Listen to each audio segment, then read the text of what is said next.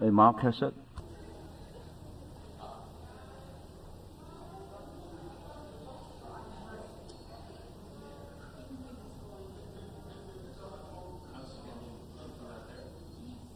Mark or Chris, that's it.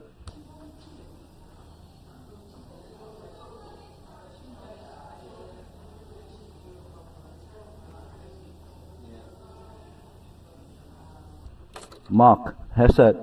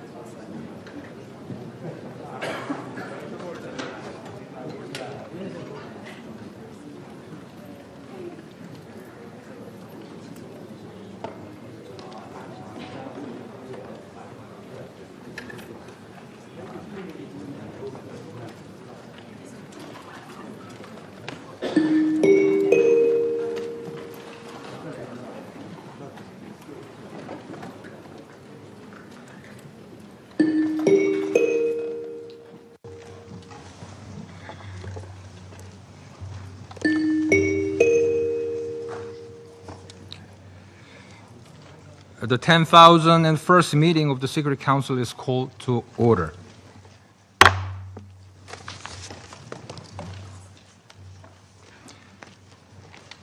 The provisional agenda for this meeting is non-proliferation.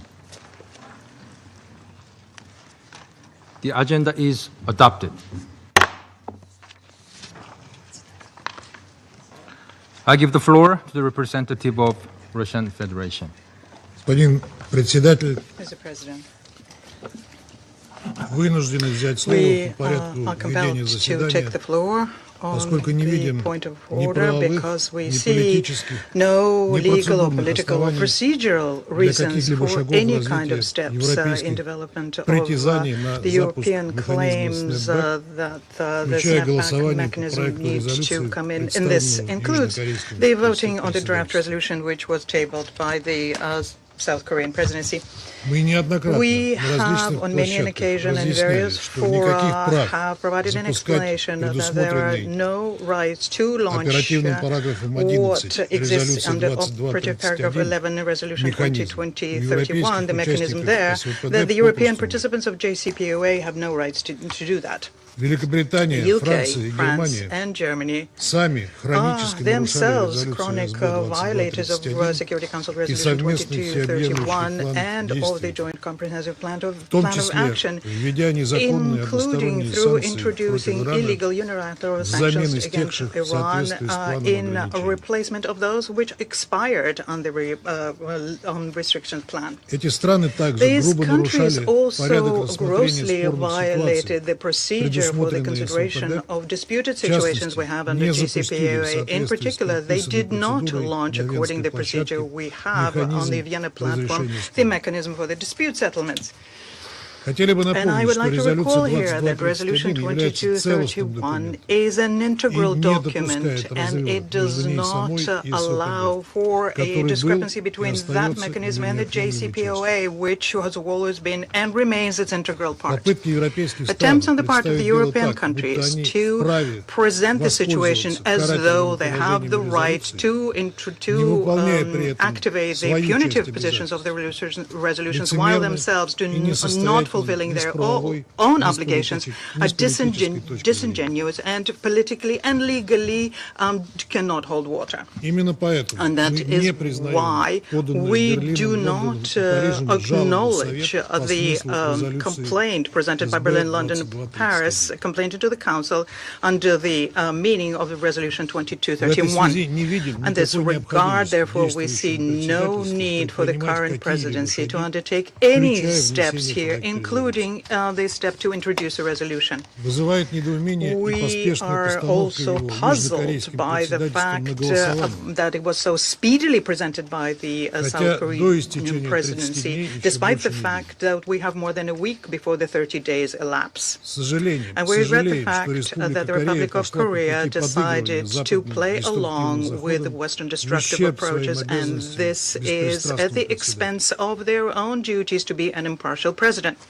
Overall, what is happening today gives us the feeling that we're witnessing a clumsy performance aimed at creating a fake parallel reality, which has nothing to do with the political or legal foundations for the work of the Security Council. It's not a secret for anyone that the UK, France, and Germany have no concern at all about the fate of the JCPOA or the authority of the Security Council.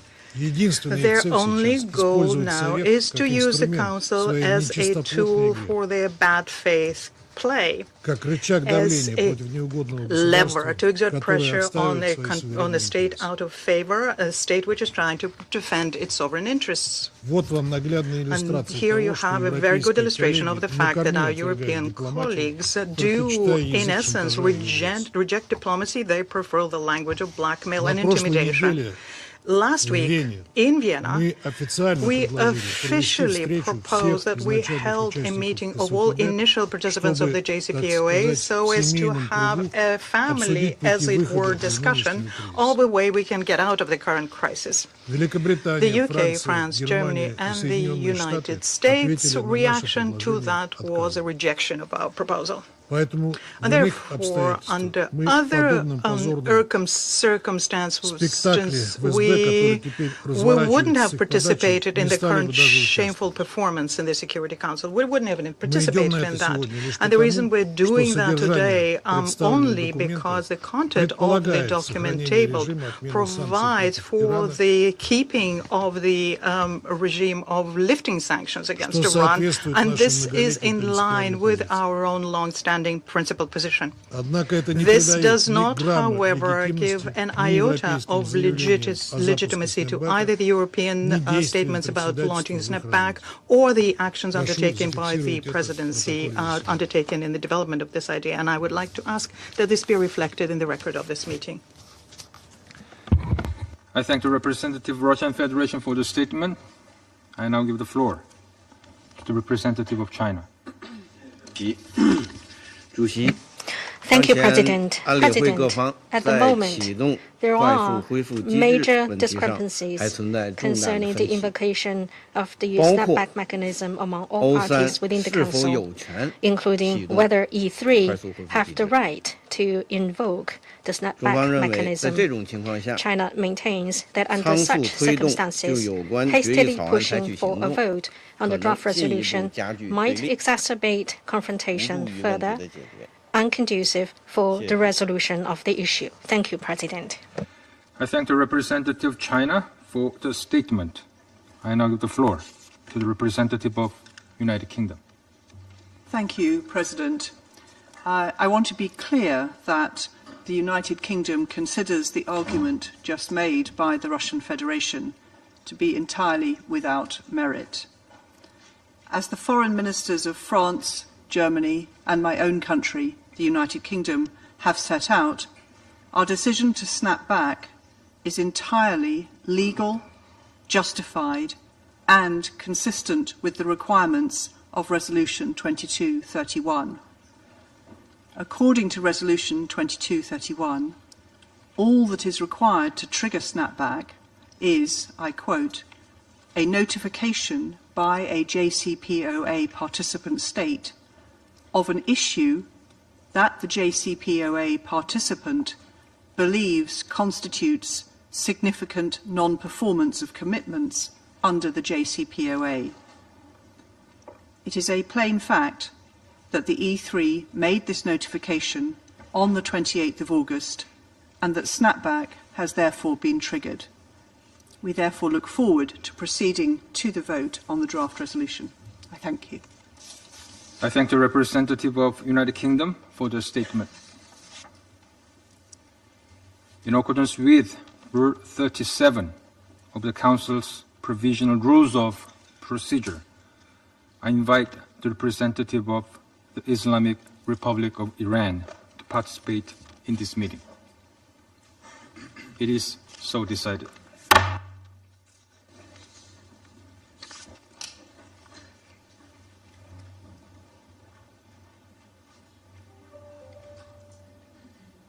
The Security Council will now begin its consideration of item 2 of the agenda. Members of the Council have before them documents S/2025/561, the text of a draft resolution submitted by the President of the Security Council. The Council is ready to proceed to the vote on the draft resolution before it. I now give the floor to those members of the Council who wish to make statements before the vote. I give the floor to the representative of France. Merci, Monsieur le Président. Thank you, Mr. President. I welcome the presence of the representative of Iran to the meeting. I'd like to thank the Presidency for having organized this meeting today on a central issue for international peace and security and for non-proliferation. The organization of this meeting, holding of this meeting, enables us to apply, as we should, the JCPOA agreement and Resolution 2231. For France, the conditions are not in place for a permanent lifting of the sanctions adopted by the Security Council with regard to Iran before 2015. Since 2019, Iran has chosen to stop implementing its commitments under the JCPOA and has engaged in an escalation of its nuclear program. This escalation, documented by successive reports of the IAEA, has led Iran to exceed one by one all of the limits that were established in the 2015 agreement. Iran has therefore accumulated a stock of enriched uranium 40 times higher than the 300 kilo limit that was contained in the 2015 agreement. More than 450 kilos at over 60%, whereas the 2015 agreement gave an enrichment limit of 3.76%, 40 times higher. Limite de l'accord 3,67%.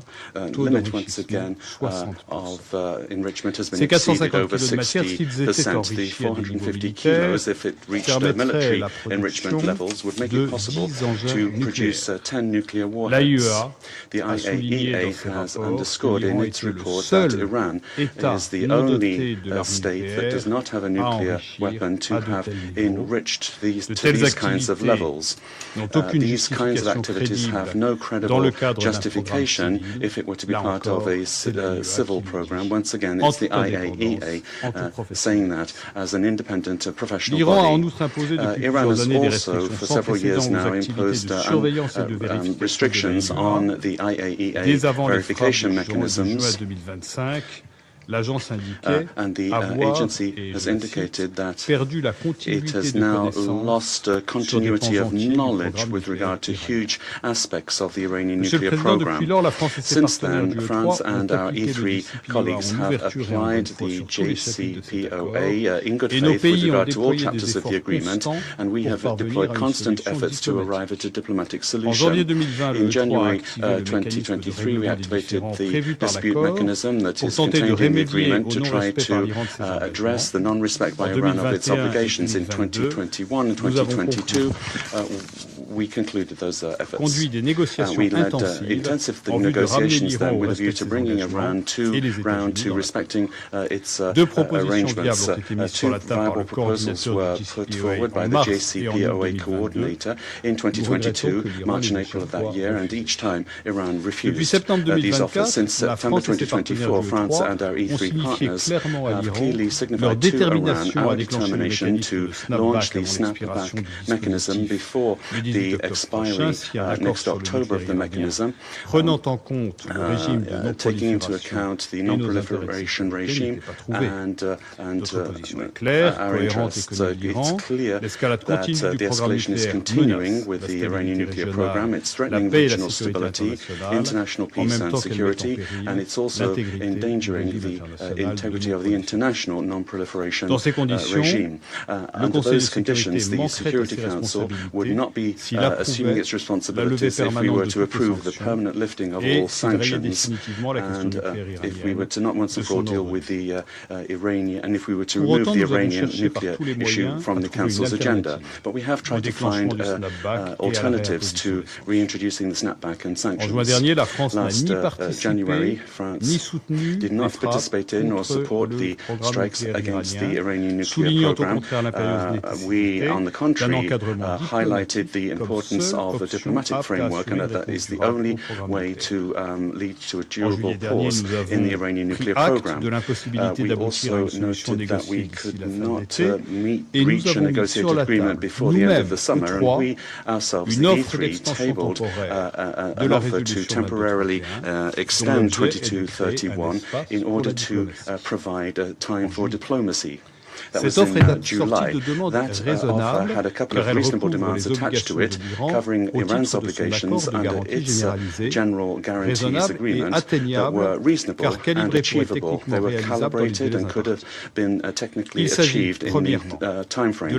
First of all, resumed effective cooperation and not just formal cooperation with the IAEA on the ground, and access for inspectors to the Iranian nuclear sites, particularly the most sensitive ones, Natanz, Fordam and Isfahan. Secondly, the production of specific reports under the generalized security guarantees with regard to uranium, highly enriched uranium in Iran, and thirdly, the resumption of direct unconditional talks with the United States. An extension of Resolution 2231 can only be provided if it is accompanied by Iran meeting its obligations under the general guarantees, and if it allows for substantial negotiations to achieve a robust, verifiable agreement with regard to its nuclear program. Since the snapback procedure was launched, we have unrelentingly pursued our efforts to find a negotiated solution within the 30 days before the effective resumption of UN sanctions. Foreign affairs ministers of the E3 have twice met with their Iranian counterpart. The last meeting was the day before yesterday. However, our offer of extension has still not received a satisfactory response. Iran has not taken any actions to resume cooperation with the agency.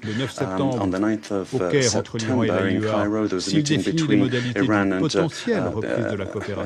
Iran with regard to the resumption of cooperation. No timetable was produced, and according to the Iranian foreign minister, the return of inspectors to the most sensitive Iranian sites, such as the ones I mentioned, should be subject to subsequent negotiations with the agency, they said. The IAEA is not able to guarantee the presence of the stock of the 450 kilograms of highly enriched uranium. The last report on the 4th of September, however, qualifies that stock as extremely concerning and stresses the need to verify the situation and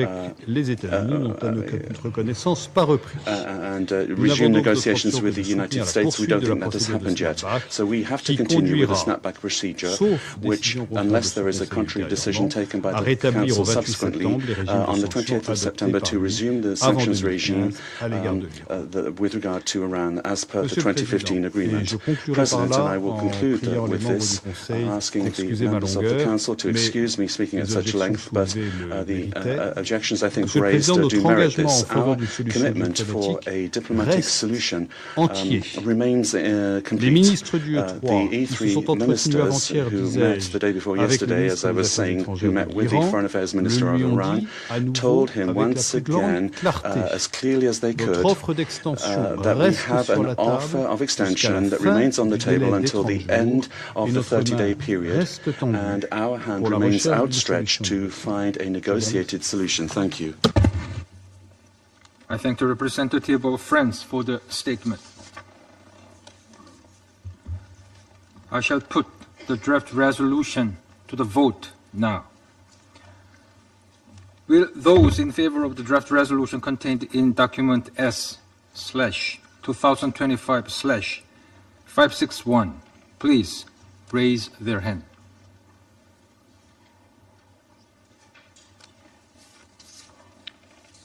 Those against?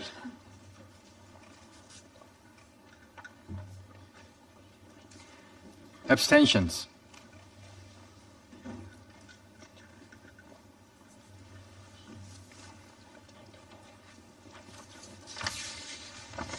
The result of the voting is as follows: 4 votes in favor, 9 votes against, 2 abstentions.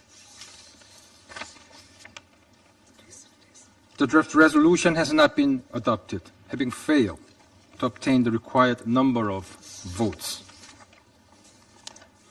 I now give the floor to those members of the Council who wish to make statements after the vote. I give the floor to the representative of the United Kingdom. Thank you, President. I also welcome the participation of the Iranian Permanent Representative in this meeting. Today's resolution fulfills a key step of the snapback process set out in Security Council Resolution 2231. President, the United Kingdom is committed to pursuing a diplomatic solution to ensure that Iran shall never seek, acquire, or develop a nuclear weapon. That is why, on the 28th of August, the United Kingdom, France, and Germany notified this Council of Iran's clear and deliberate non-compliance with the Joint Comprehensive Plan of Action. We have urged Iran to address international concerns regarding its nuclear program, which the International Atomic Energy Agency has been unable to confirm is exclusively peaceful. Iran's nuclear escalation has been detailed in more than 60 reports by the IAEA over 6 years. It includes the accumulation of a high-enriched uranium stockpile which lacks any credible civilian justification and is unprecedented for a state without a nuclear weapons program. President, the United Kingdom voted no on today's resolution because, if it were adopted, it would have permanently terminated 6 Council resolutions on Iran's nuclear program, removing this important issue from the Council's agenda despite Iran's JCPOA non-compliance and Iran's continuing failure to implement its legal obligations under the Nuclear Non-Proliferation Treaty. President, in good faith, we offered Iran an opportunity to extend the provisions of Resolution 2231 if Iran resumed full cooperation with the IAEA in line with its legal obligations, addressed concerns regarding its high-enriched uranium stockpile, and re-engaged seriously in negotiations. These steps are achievable for Iran.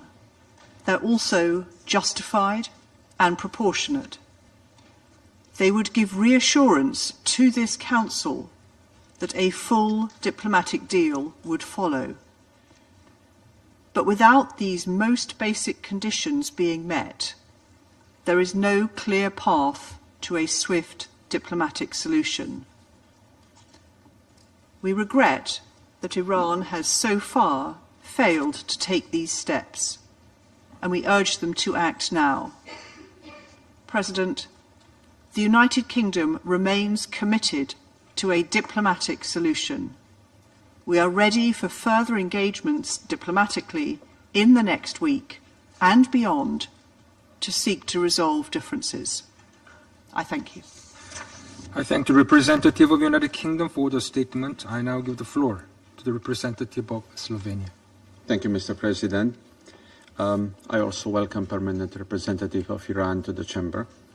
I wish to begin by expressing my appreciation to you for your leadership on this file and for your commitment to upholding the agreements reached among the members of the Council. We view today's motion precisely in that spirit, consistent with what the Security Council envisaged when adopting Resolution 2231. Colleagues, we stand at a critical juncture for multilateralism. Trust is eroding in the corridors of the United Nations. International law is increasingly disregarded. 10 years ago, in 2015, global diplomacy was able to overcome differences and find a consensus. The Joint Comprehensive Plan of Action was rightly seen as a landmark multilateral achievement. It placed strict, among participants mutually agreed, limits on Iran's uranium enrichment and stockpile.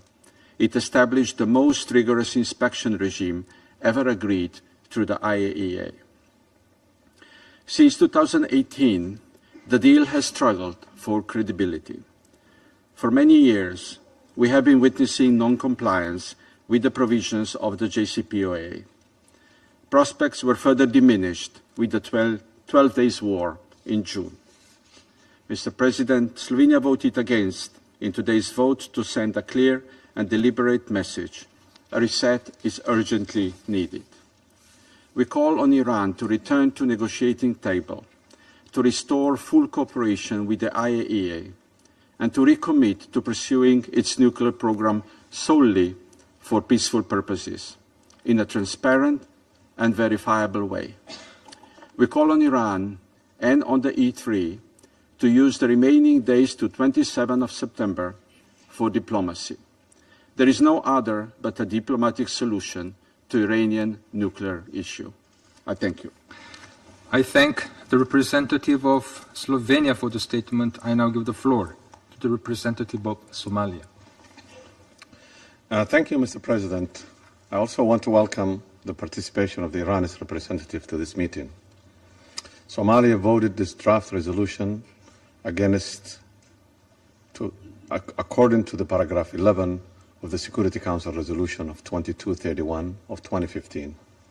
This decision reflects the nuanced and multifaceted nature of the current situation, particularly regarding the JCPOA commitment by parties. At the same time, we firmly believe that the importance of fostering diplomatic engagement and dialogue to address Iran's nuclear program. Any decision regarding Iran's nuclear program must be considered carefully, taking into account the broader implication of the regional stability and international security. We urge all parties to work constructively in the coming days, prioritizing diplomatic solutions that address the concerns at hand while avoiding actions that could lead to further escalation. In conclusion, Somalia reaffirms its unwavering commitment to the nuclear weapon-free Middle East and a peaceful use of nuclear energy, in full alignment with Article 4 of the Treaty on Non-Proliferation of Nuclear Weapons. I thank you, Mr. President.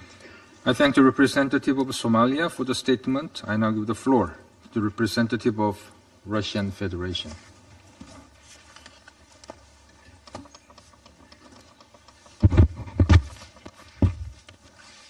Mr. President, we have already voiced our positions of principle. We reject both the attempts on the part of the European states to attempt to trigger the snapback and the presidency action in support of it, including the introduction of this resolution, and our position remains unchanged. The fact that Russia voted in favor of the draft should not be interpreted as a change in our position. We supported the draft for one reason only. Its sole operative paragraph preserves the lifting of UN sanctions on Iran. And this is the only correct, politically and legally justified decision. And we have consistently spoken about the fact that there is no alternative for it, and said so over the years.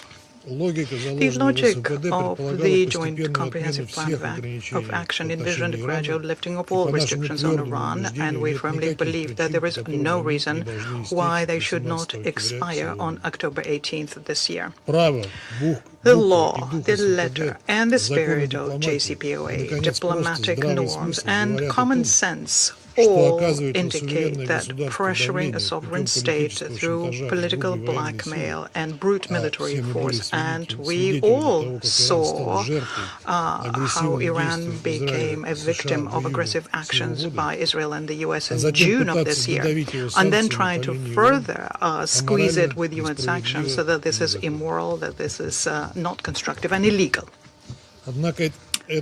But this is exactly what our Western colleagues are attempting to do now. And let me remind you here that everything, including Iran's cooperation with IAEA, was proceeding as planned until the time when the US in 2018 decided to follow a destructive path and officially withdrew from the deal. That was the trigger for the JCPOA crisis. And the consequences of that crisis is what the Council now has to deal with, but the Western delegations are very conveniently ignoring this fact. Despite the unlawful and aggressive actions by Washington, Tehran at the time showed restraint, and for more than an hour, let me emphasize this, more than an hour continued to honor its commitment in good faith. It was only after a renewed pressure did Iran undertake reciprocal steps, whilst consistently noting that these actions were reversible. Unfortunately, our European colleagues even then were not interested in returning to diplomacy and did not follow the path of meaningful dialogue, for which there was a chance in 2022 when the parameters for restoring JCPOA were being discussed. The violations by the UK, France, and Germany of their obligations under the Resolution 2231 and JCPOA have become chronic a long time ago. And I am referring here to their failure to uphold their obligations to ensure that there were economic benefits to Iran from the lifting of EU sanctions, and their illegal decision to resume unilateral sanctions after the JCPOA's transition day on October 18, 2023. My country has repeatedly informed the Security Council members of its position when we stated that the UK, France, and Germany have no right to invoke this snapback mechanism against Iran under paragraph 11, operative 11 of Resolution 2231.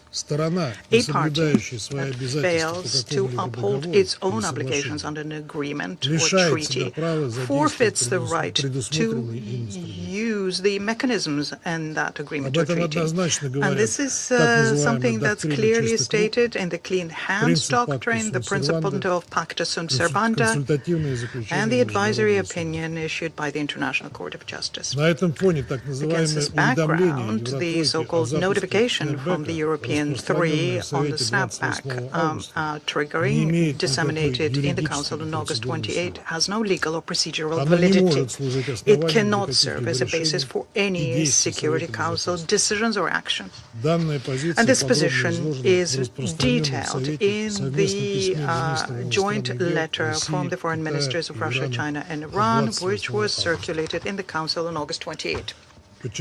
Let me emphasize here once again, from our perspective, no snapback procedure has been initiated. The draft resolution considered today is a direct violation of Resolution 2231 and the JCPOA, which is its integral part. And it is for this reason Russia does not recognize any committed or any future steps in this context.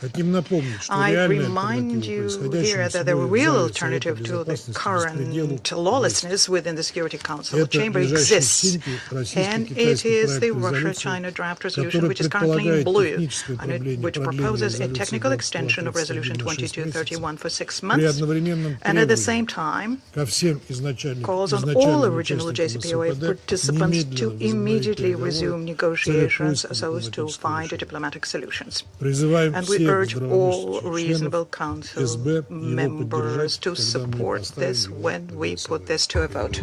I thank you. I thank the representative of Russian Federation for the statement. I now give the floor to the representative of China.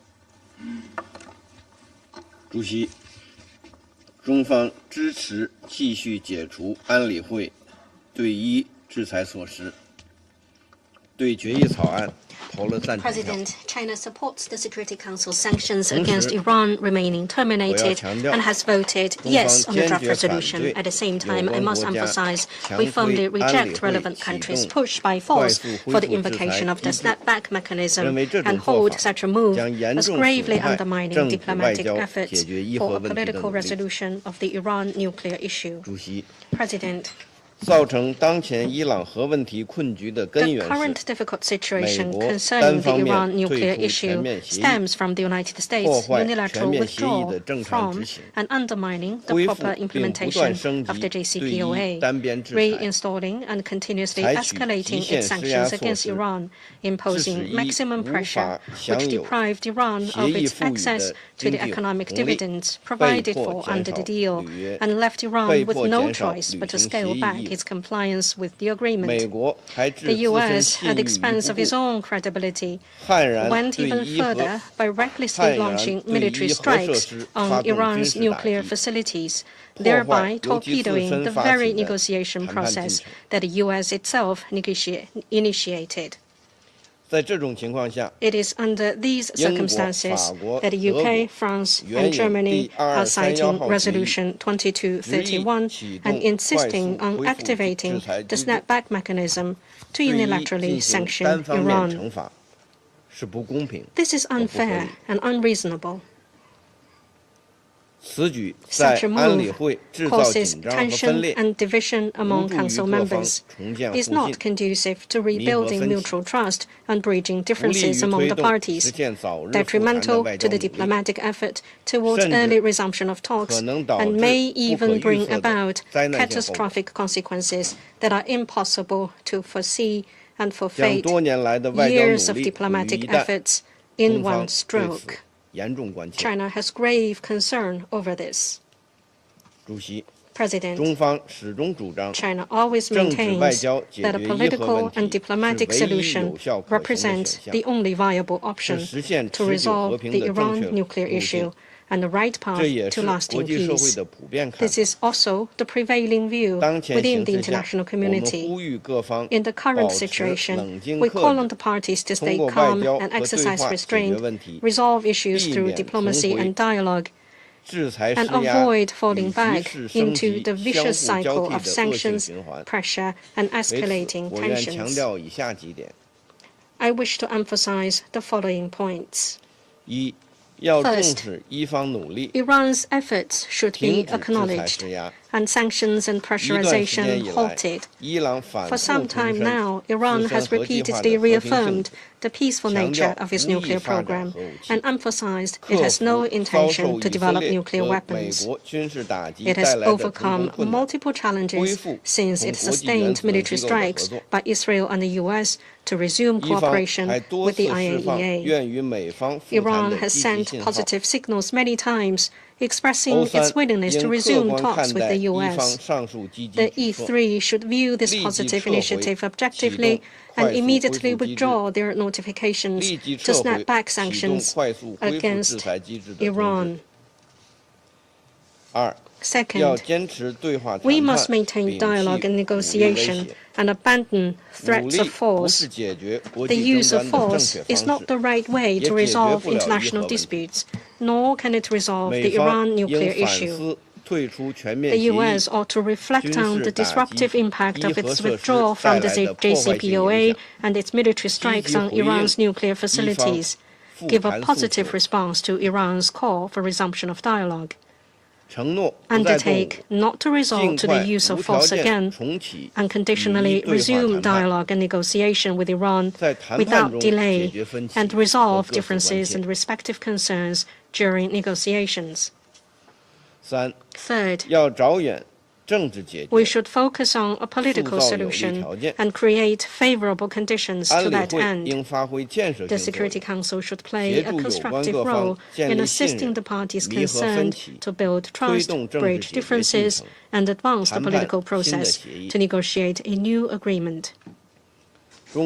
China, together with Russia, issued a draft resolution on the technical extension of Resolution 2231 for the purpose of buying time for diplomacy and creating conditions for a political solution, so as to prevent an irrecoverable tailspin that pushes the situation over the edge. This draft resolution remains on the table, and we encourage the parties to give it serious consideration. Fourth, we should uphold objectivity and impartiality and properly resolve differences. In the next steps of the political settlement process, relevant goals and measures of the JCPOA and Resolution 2231 remain valid. The objectives of nuclear non-proliferation and a peaceful use of nuclear energy must be balanced. Iran should continue to honor its commitment not to develop nuclear weapons, and other parties should fully respect Iran's right to the peaceful use of nuclear energy as a state party to the NPT. On the basis of mutual respect and equal dialogue, we must identify the greatest common denominator that accommodates the legitimate concerns of all parties, reach a solution that meets the expectations of the international community, and place Iran's nuclear activities entirely under the safeguards of the IAEA.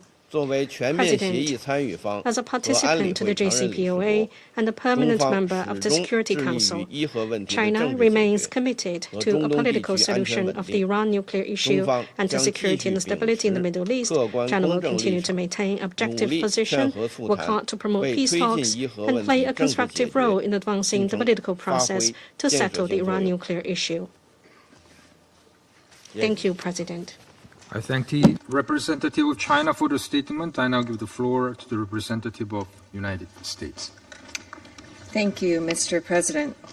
The United States thanks the Presidency for submitting this resolution consistent with the Presidency's obligation under OP 11 of Resolution 2231. On August 28th, France, Germany, and the United Kingdom, the E3, each notified the Council of Iran's significant and continuing non-performance of its nuclear commitments. Their case was clear. Iran has enriched uranium well above the Joint Comprehensive Plan of Action, JCPOA, limits in a manner for which there is no credible civilian purpose.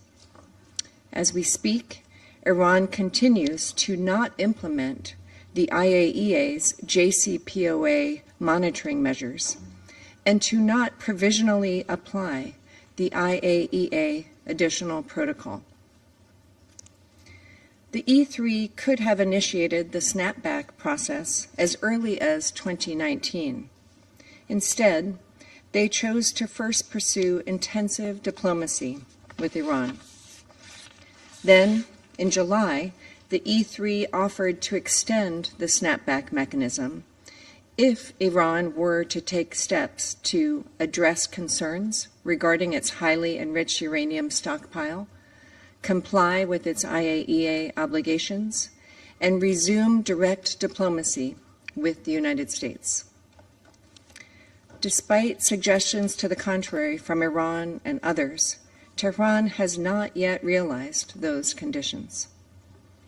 The United States therefore voted no on this resolution, and we are pleased that this resolution was not adopted due to not receiving the requisite number of yes votes. The practical effect of this vote is that absent any further action by the Council, the pre-2015 UN sanctions on Iran are reimposed following the end of the 30-day snapback period on September 27th. However, to be absolutely clear, our vote on this resolution does not impede the possibility of real diplomacy, despite any statements to the contrary. The UN provisions to be reimposed are not arbitrary, but instead narrowly scoped to address the threat posed by Iran's nuclear, missile, and conventional arms programs and support for terrorism. Their return does not preclude later removal through diplomacy. More importantly, President Trump has continued to reiterate the United States' ongoing readiness for a meaningful, direct, and time-bound dialogue with Iran, be it prior to the conclusion of the snapback process on September 27th or after. Absent a deal, it is incumbent on the international community to not accept Iranian half measures or efforts to delay accountability.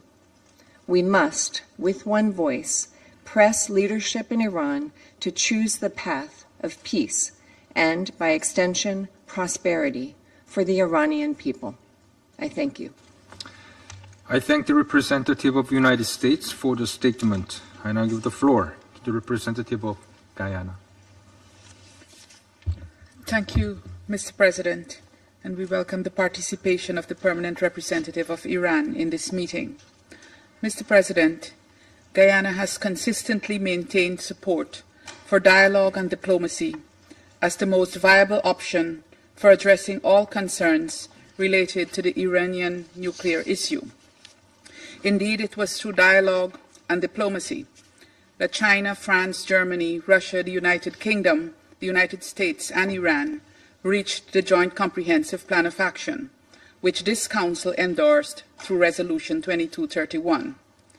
Guyana recalls that Resolution 2231 affirmed that the full implementation of the JCPOA would contribute to building confidence in the exclusively peaceful nature of Iran's nuclear program. It also emphasized that the JCPOA is conducive to promoting and facilitating the development of normal economic and trade relations and cooperation with Iran. Guyana therefore expresses its regret that to date the plan has not been successfully implemented, and consequently the goals of the JCPOA have not been achieved. Ahead of the expiration of Resolution 2231, Guyana urges the participants of the JCPOA to honor their commitments of resuming negotiations in good faith, and to do so without further delay. We reiterate our support for the implementation of Security Council Resolution 2231 and the JCPOA, and commit to working with Council members for a swift resolution to the Iranian nuclear issue. We further express our disappointment that despite their stated commitment to dialogue, the parties have not been able to resolve their differences in a manner that addresses the fundamental issues and the security concerns of all involved. We believe that dialogue should always be the first recourse to resolving any dispute or challenge between or among states. In this particular context, we are resolute that dialogue should involve all participants to the JCPOA. Guyana's abstention must be seen in this light. I thank you. I thank the representative of Guyana for the statement. I now give the floor to the representative of Denmark. Thank you, Mr. President. And at the outset, let me thank you, the Presidency, for presenting this draft resolution in line with the procedures described in Resolution 2231. I also wish to welcome the participation of the Permanent Representative of Iran to this meeting. Mr. President, 10 years ago, a landmark diplomatic achievement was realized. The Joint Comprehensive Plan of Action, or JCPOA, demonstrated what is possible when political differences are set aside, when the international community unites in common cause. Regrettably, it has become clear that Iran has been in significant non-compliance with its commitments under the agreement for most of the past decade. This has been documented in more than 60 reports by the IAEA. On this backdrop, we are extremely worried about the fact that the Iranian nuclear program, with its accumulation of highly enriched uranium stockpiles, lacks any credible civilian justification and is unprecedented for a state without a nuclear weapons program. The suspension of the sanctions regime on Iran in 2015 was a key element of the JCPOA. As a European country, Denmark witnessed and supported the extraordinary efforts that the EU and European countries put into its negotiation and its implementation. We did so guided by a firm belief in the power of diplomacy. Today, that belief remains. Mr. President, the E3 have remained steadfast in their commitment to resolve the dispute with Iran without having to impose sanctions. Iran has been offered many opportunities to engage constructively to avoid the situation we're in today. Most recently, Iran has had nearly 2 months to address E3's immediate concerns, concerns that we fully share. Regrettably, Iran has decided not to do so. Our overarching objective is clear, to ensure that Iran will never acquire a nuclear weapon. Despite our differences, we are all united by this common goal. For this reason, Denmark decided to vote no to this resolution. Denmark supports the activation of the snapback as a consequence of Iran's actions and non-compliance with the JCPOA.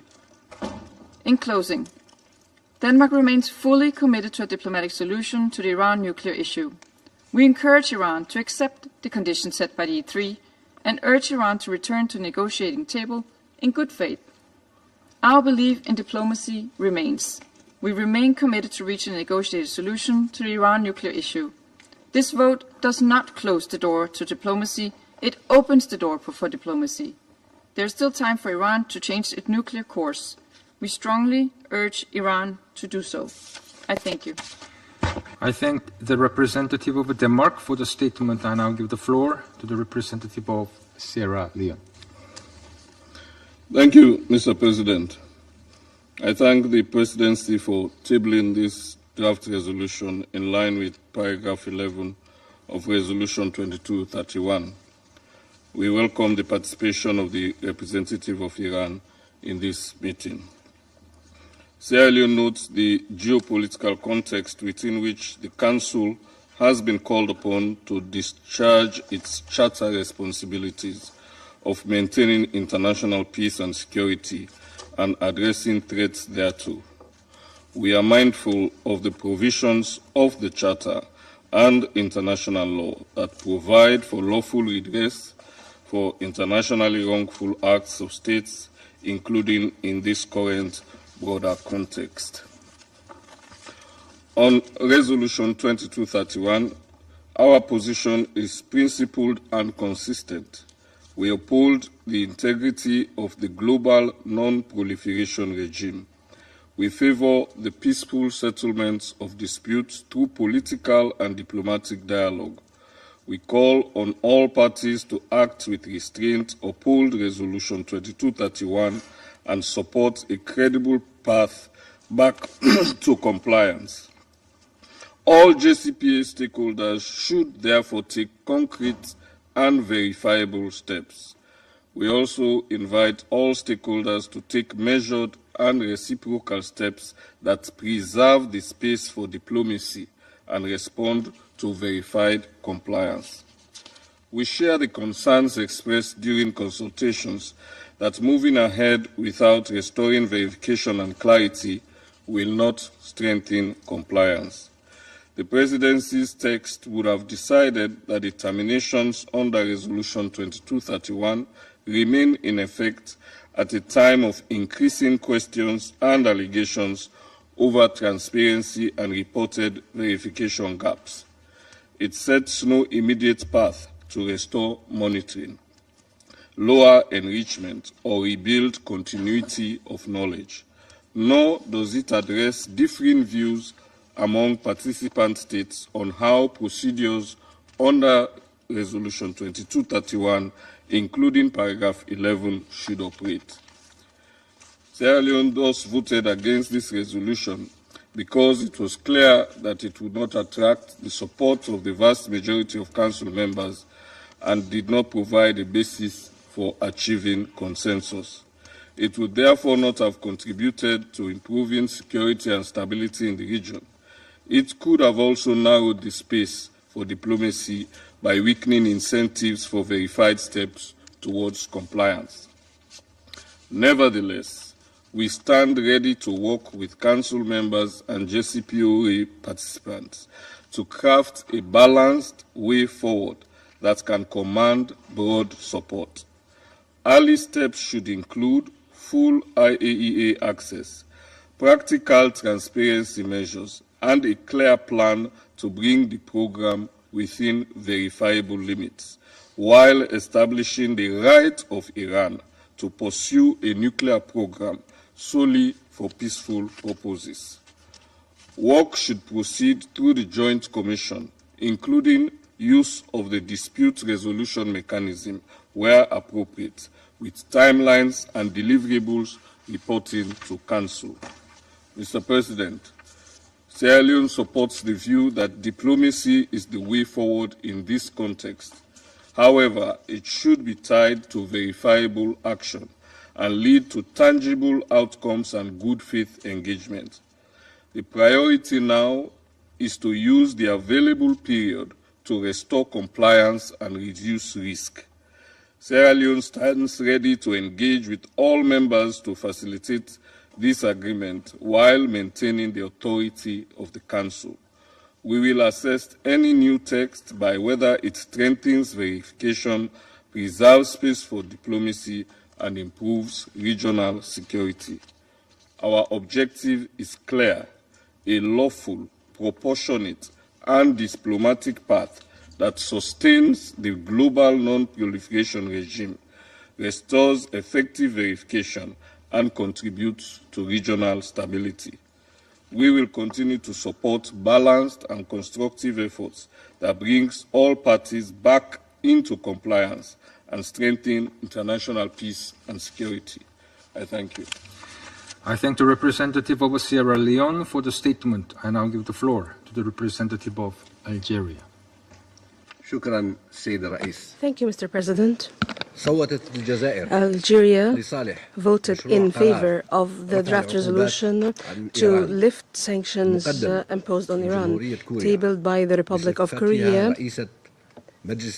as the President of the Security Council for the month of September. The crucial principles that we have based ourselves in our vote are clear and principled.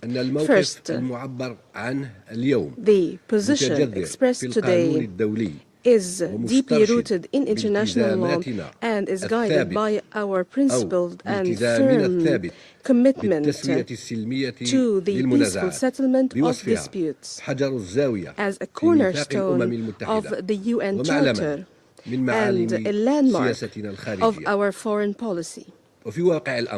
In fact, any alternative to the peaceful settlement of the Iranian nuclear dossier includes major risks and threats and devastating consequences for the Middle East region and to international peace and security.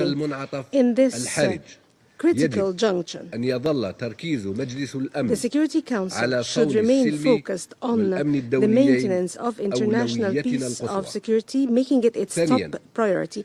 Two, based on the aforementioned, we have a firm conviction that implementing additional restrictions currently would be counterproductive and would include risks of escalation that could undermine diplomatic efforts.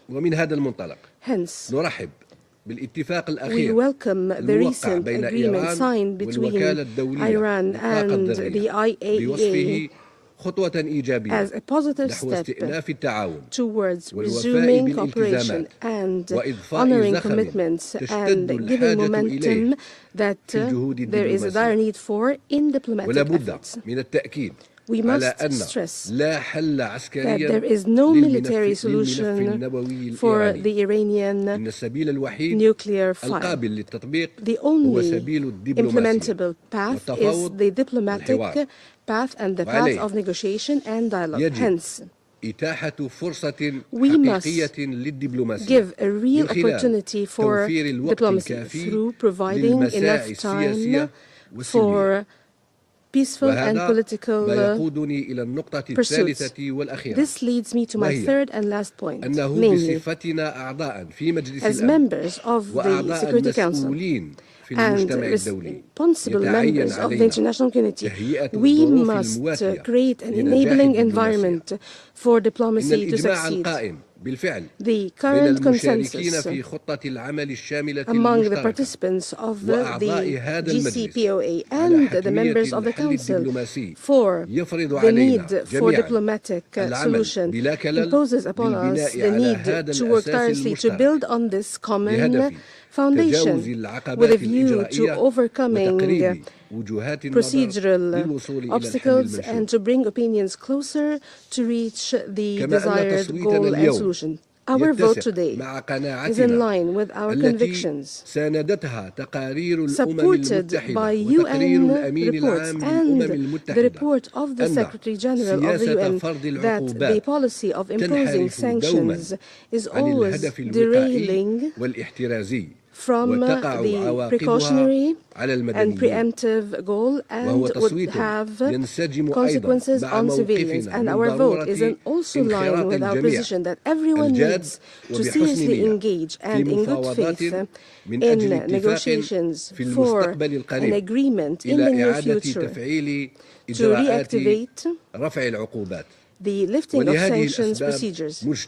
For all the above reasons, we have voted in favor of the draft resolution. In closing, we call upon all parties to exercise utmost restraint and to avoid any escalatory measures and to engage in negotiations to reach a comprehensive, long-term and suitable solution that this dossier warrants. I thank you.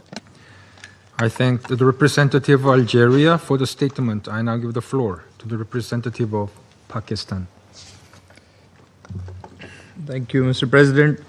Pakistan voted in favor of the draft resolution. Our position on this matter has been guided by the following. First, the firm belief that all issues concerning Iran's nuclear program must be resolved by peaceful means through dialogue and cooperation. Second, the need to provide more time for diplomacy to succeed. Third, the imperative of avoiding a confrontation that could further complicate the situation.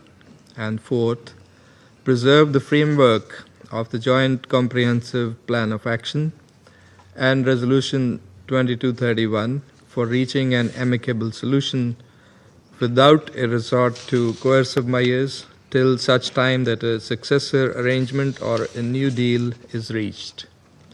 The JCPOA was a sterling example of a pragmatic and cooperative approach which charted a negotiated roadmap to comprehensively address the concerns of all parties by clearly defining their relevant obligations and responsibilities.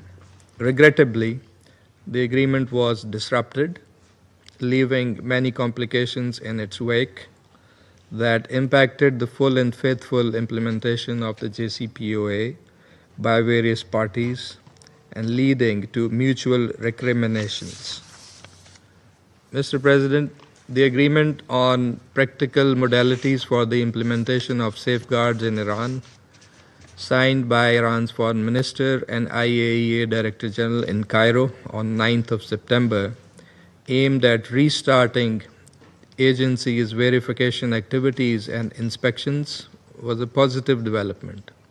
The DG IAEA termed it, and I quote, an important step in the right direction.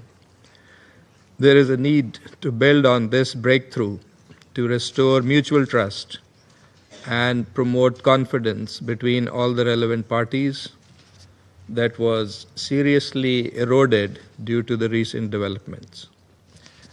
Invoking the snapback and reimposition of UN sanctions could further complicate the situation, harden positions, and take us away from the objective of an amicable resolution of the issue. The current situation demanded more engagement and not a hasty reimposition of sanctions. That is why Pakistan favored a technical extension of Resolution 2231 for a period of 6 months to create space for political engagement and negotiations through a realistic and constructive approach by all the parties.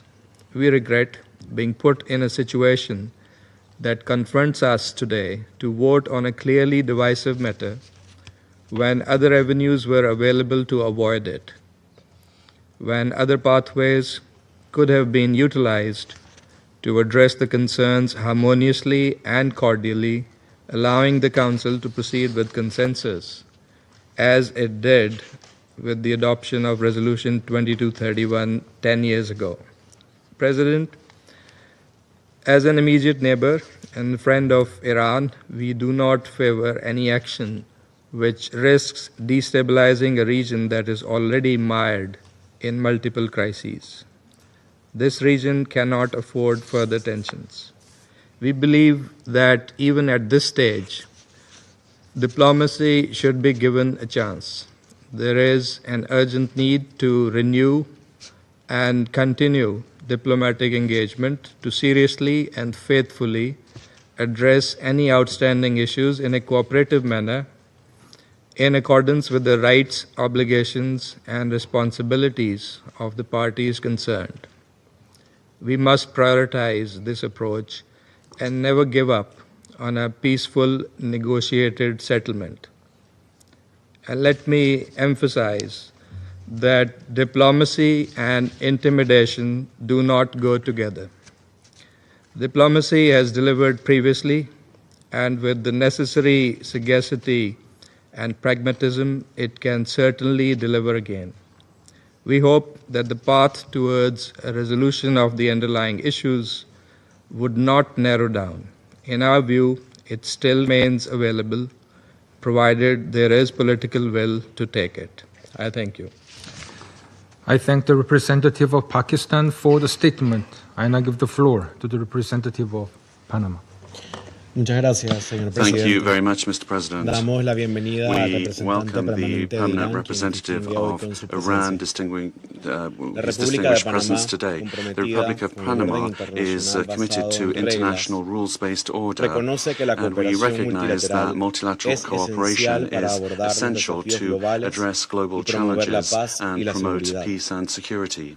Our position is based on the key principles of the Panamanian foreign policy, including the strengthening of the global non-proliferation regime, the preservation of the multilateral architecture, and the promotion of diplomatic dialogue as the most effective way to lessen tensions and reduce strategic risks. In this regard, we would respectfully call upon the Islamic Republic of Iran to commit itself fully and constructively to the IAEA and resume its obligations that were previously undertaken. And that's why we reiterate that it is fundamental to ensure access, transparency, and effective monitoring in order to re-establish trust, to ensure that the nature of the program is exclusively for peaceful purposes. And we call upon all the parties involved to give a priority to diplomacy, because it's only through efficient diplomacy and cooperation that we can achieve lasting, sustainable and just security and peace for all. Thank you. I thank the representative of Panama for the statement. I now give the floor to the representative of Greece. Thank you, Mr. President. Thank you for scheduling today's vote and for fulfilling your duties as presidency on a critical matter for international peace and security. I welcome the participation of the representative of Iran. I wish to make 3 points. First, to reiterate our concern on the scope and nature of Iran's nuclear program. I think it is something the majority of us agree upon. It is also the reason we voted against. Iran has still not sufficiently responded to these concerns. IAEA inspections, as provided in the JCPOA, have not resumed, and information on the stockpile of the highly enriched uranium has not been provided.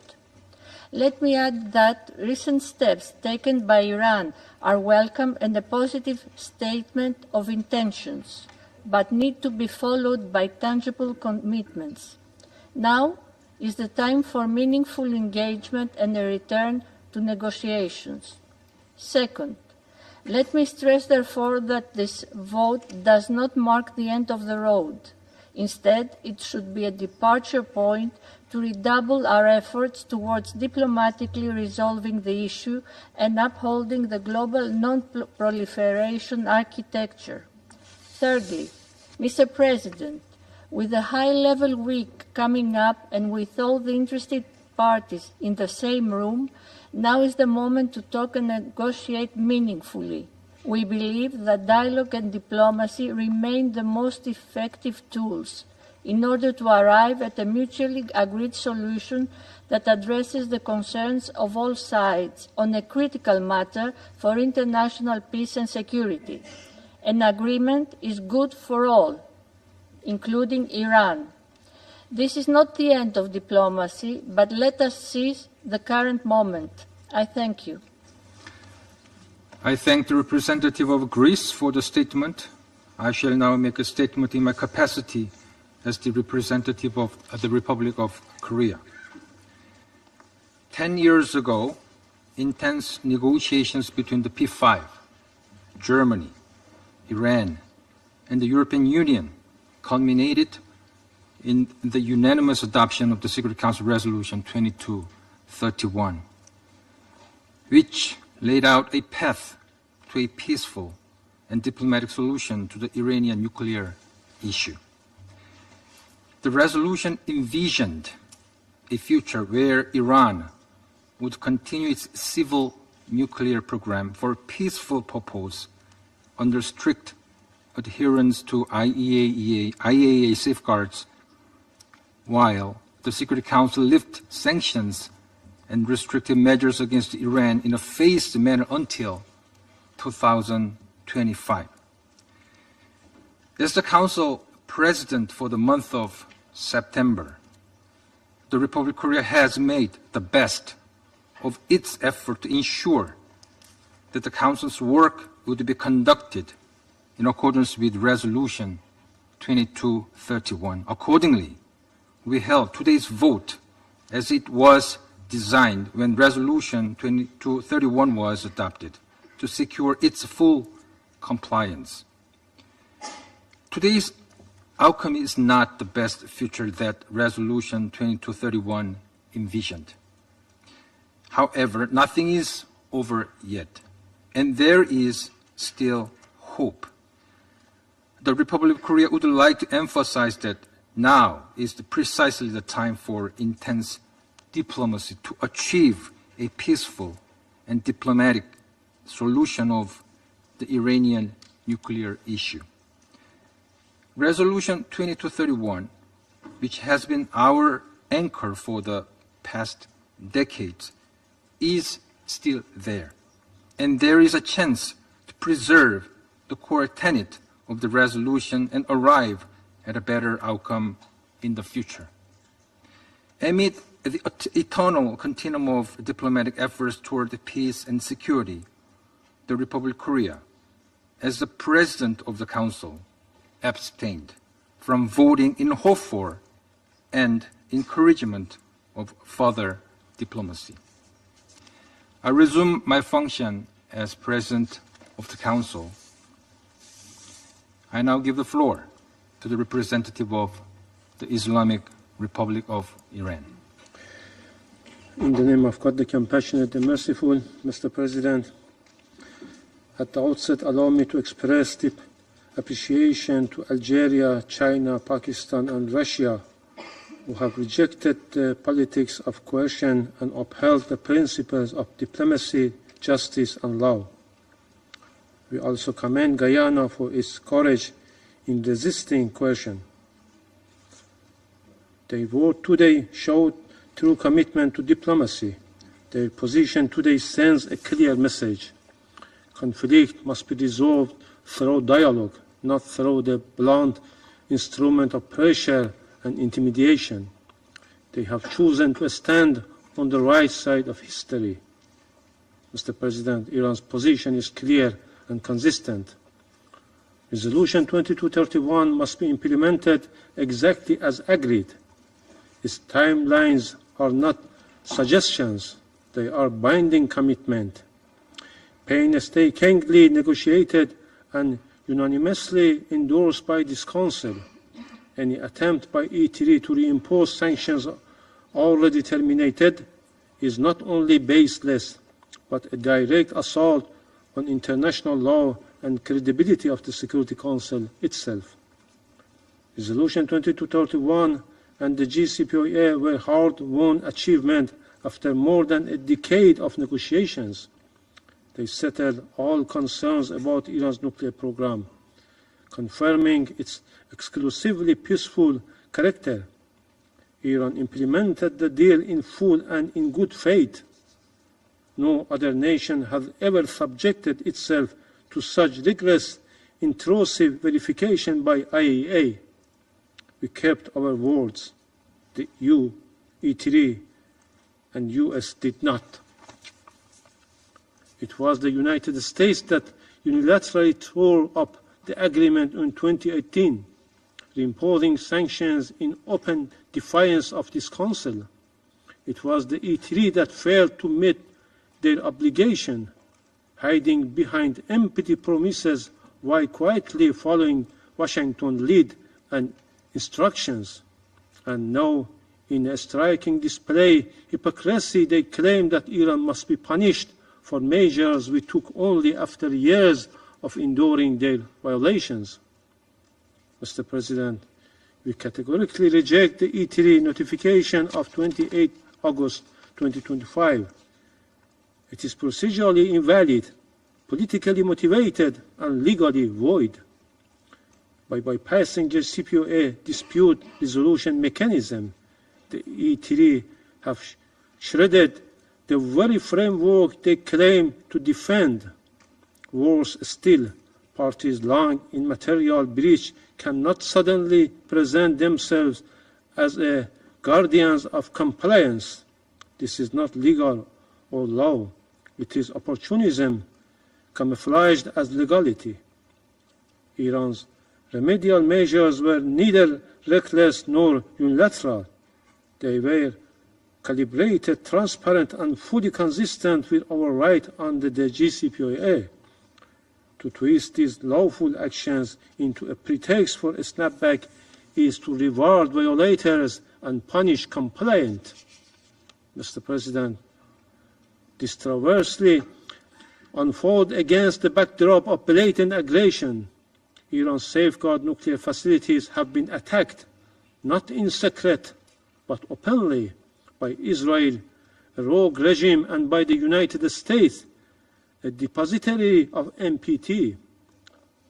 Facilitates under IAEA monitoring were bombed in violation of every principle of international law and the very foundation of the non-proliferation regime.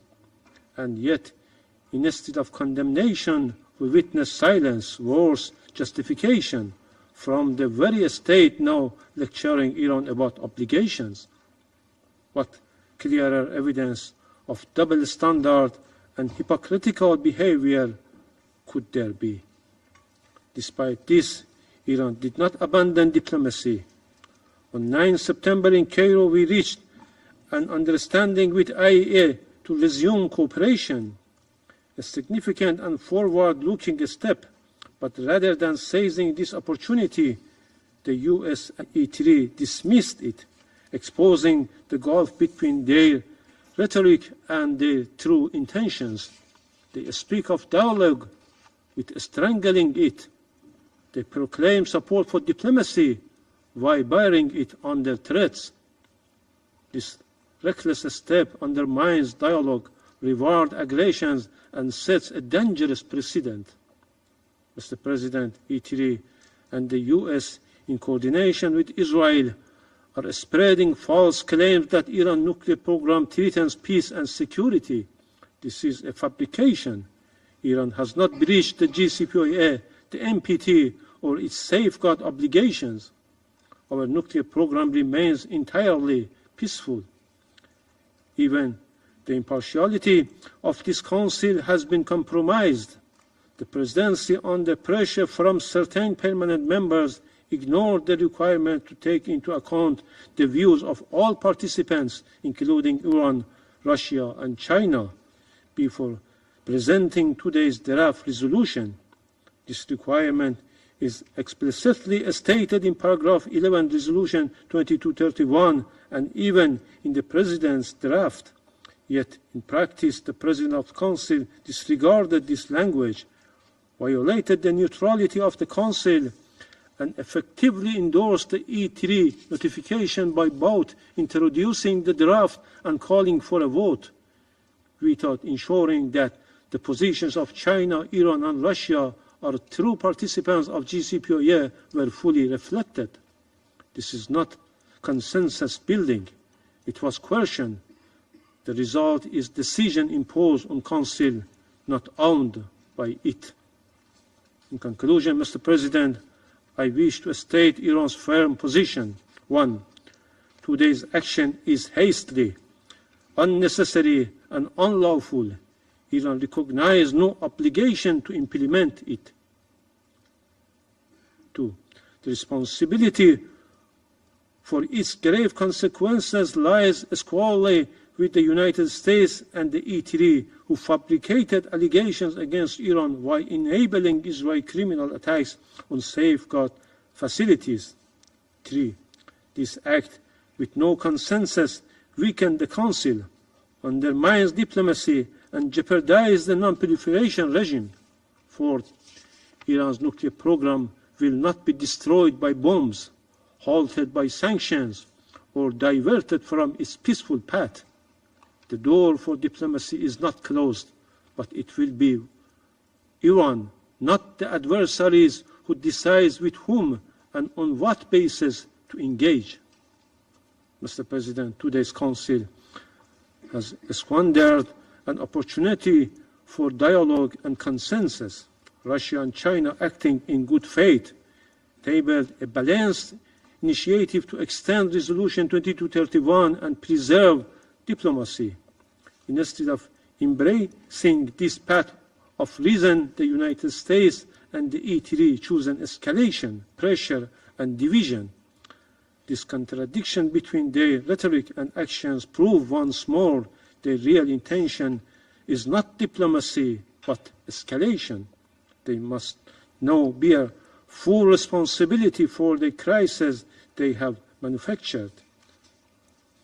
Let there be no doubt, Iran will remain steadfast in defending its sovereignty, its rights, and the peaceful character of its nuclear program. We will not yield to coercion. We will not be intimidated by unlawful threats, and we will not allow this Council to be misused as an instrument of injustice. Thank you. I thank the representative of the Islamic Republic of Iran for the statement. There are no more names inscribed on the list of speakers. The meeting is adjourned.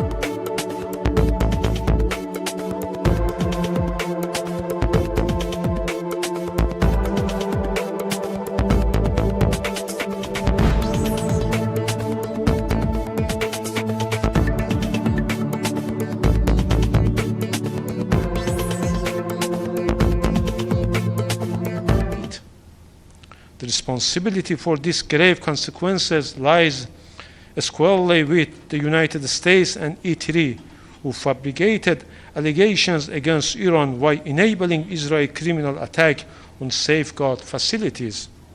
This act, with no consensus, weakened the Council, undermines diplomacy, and jeopardized the non-proliferation regime. Iran's nuclear program will not be destroyed by bombs, halted by sanctions, or diverted from its peaceful path. The door for diplomacy is not closed, but it will be Iran, not the adversaries, who decide with whom and on what basis to engage. I thank you. Ambassador, it's Foreign Minister Araghchi, who'll be here with the President next week, yes. Is he prepared to meet his European counterparts in New York next week? Yes, we will have a different meeting with our counterparts. And is he prepared to make new concessions? No, it is dependent on negotiation. No, we cannot have any precondition just now. But we are ready for diplomacy, and the door of diplomacy will open forever. But we will decide to whom and on what basis we should negotiate. Thank you.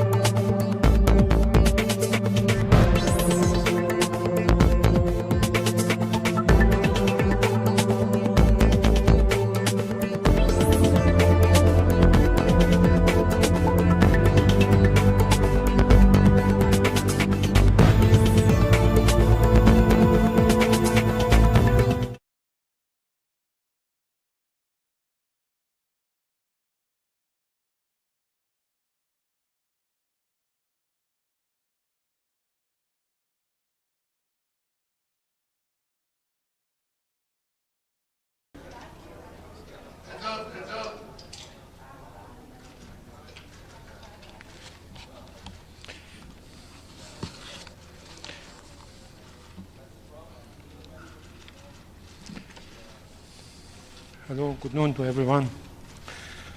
In the name of God, the compassionate and merciful, the Security Council just voted on a resolution submitted by the President to continue the terminated sanctions on Iran.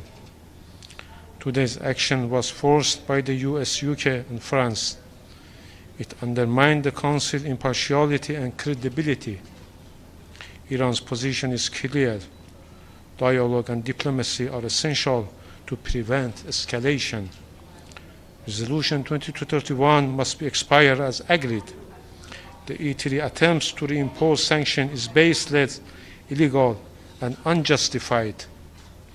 Iran rejects and condemns the unlawful E3 notification.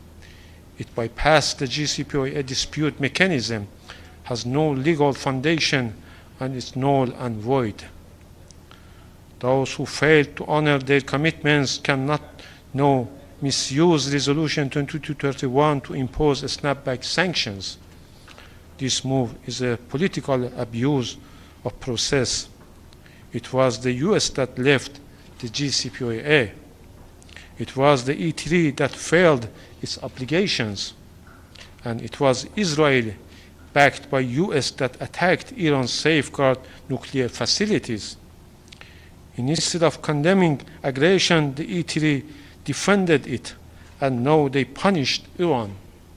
Iran's nuclear program is peaceful and under IAEA safeguards. Iran has engaged constructively with agency. Europe misused these efforts to increase pressure. The divided vote shows there is no consensus in the Council. This decision weakened diplomacy and risks dangerous consequences for non-proliferation. Today's action is hasty, unnecessary, and unlawful. Iran recognized no obligation to implement it. The responsibility for these grave consequences lies squarely with the United States and E3, who fabricated allegations against Iran while enabling Israel's criminal attack on safeguard facilities. This act, with no consensus, weakened the Council, undermines diplomacy, and jeopardizes the non-proliferation regime. Iran's nuclear program will not be destroyed by bombs, halted by sanctions, or diverted from its peaceful path. The door for diplomacy is not closed, but it will be Iran, not the adversaries, who decide with whom and on what basis to engage. I thank you. Ambassador, Foreign Minister Araghchi, he'll be here with the President next week, yes.